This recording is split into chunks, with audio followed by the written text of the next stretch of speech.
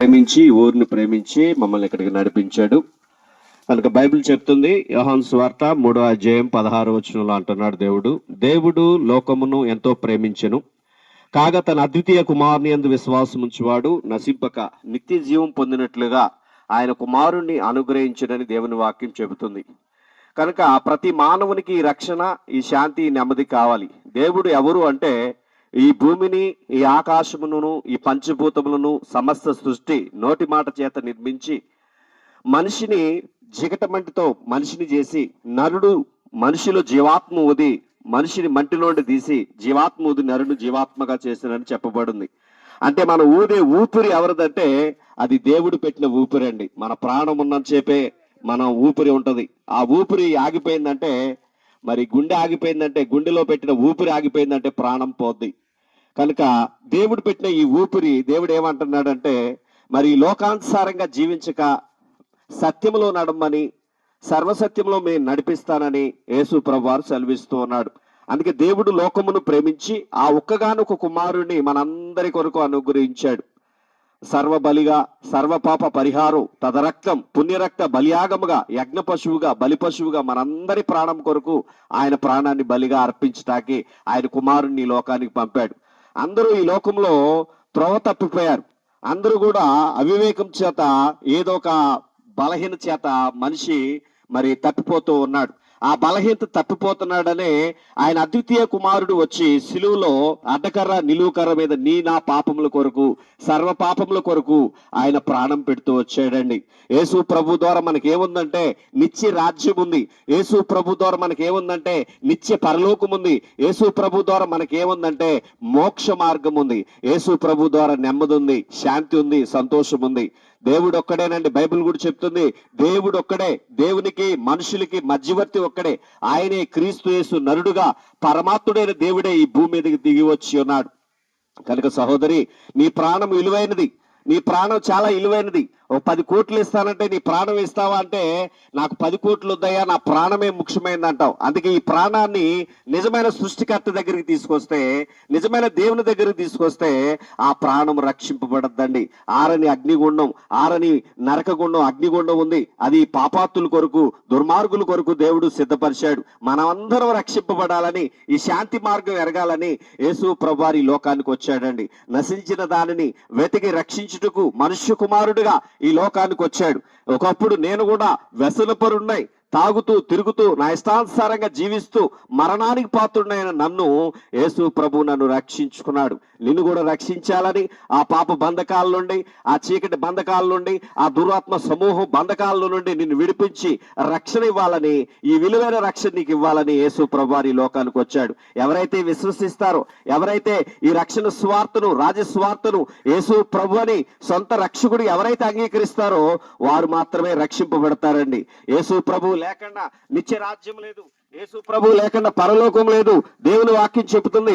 అదేమనగా యేసు ప్రభు అని, క్రీస్తుని నీ నోటితో ఒప్పుకొని దేవుడు మృతుల్లో నుండి ఆయన లేపనని నీ హృదయంలో విశ్వసించిన రక్షింపబడతావు. మనుషుడు నోటితో ఒప్పుకొని హృదయంలో విశ్వసిస్తే ఇప్పుడే రక్షణ, ఈ గొప్ప రక్షణ నీకు ఇవ్వటానికి యేసయ్య ఇష్టపడుతూ ఉన్నాడు. అది 10 కోట్లున్నా, 10 ఐశ్వర్యాలున్నా, 10 బిల్డింగులున్నా రక్షణ లేకపోతే విలువ లేదండి మనిషికి. చనిపోయిన తర్వాత ఇంట్లో ఎవరు ఉంచుకోరు. కనుక మనిషి చనిపోయాక దాన్ని శవమే అంటారు కానీ మనిషి అనరు. కనుక బ్రతుకున్నన్నాలే మనిషికి విలువ. చనిపోతే వారి పాపములో నిత్య నాశనం అనే నరకం కాసుకొని ఉంది, అగ్నిగుండం ఉంది, పాతాళం ఉంది. దాని నుండి విడిపించడానికి యేసు ప్రభువారు ఈ లోకానికి వచ్చాడు. 2 మార్గాలు.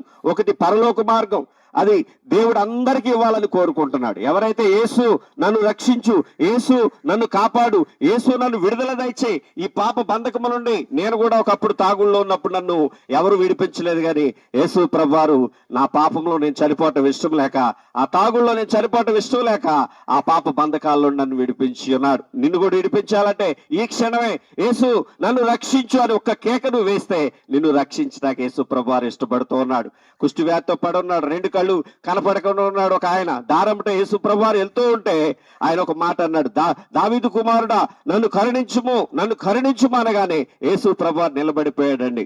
నిన్ను కూడా రక్షించడానికి దేవాదేవుడైన యేసు ప్రభువారు రక్షించడానికి నీ దగ్గరకు వచ్చాడు. నీ రెండు కళ్ళు కనపడకుండా ఉన్నావా?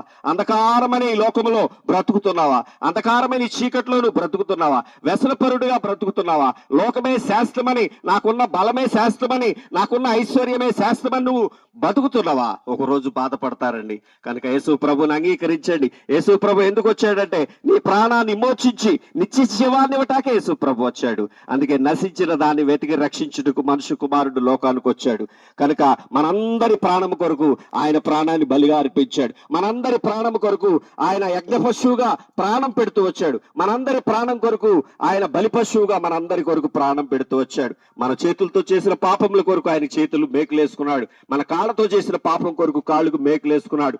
మన పక్కలో చేసిన పాపం కొరకు పక్కన బల్లెంపోటు, తలలో చేసిన ప్లాన్ల కొరకు తలకు ముళ్ళ కిరీటము, 3 మేకులు 5 గాయాలతో కలువరు సిలువలో నా పాపముల కొరకు చనిపోయి 3వ దినం మృత్యుంజయుడిగా లేశాడు.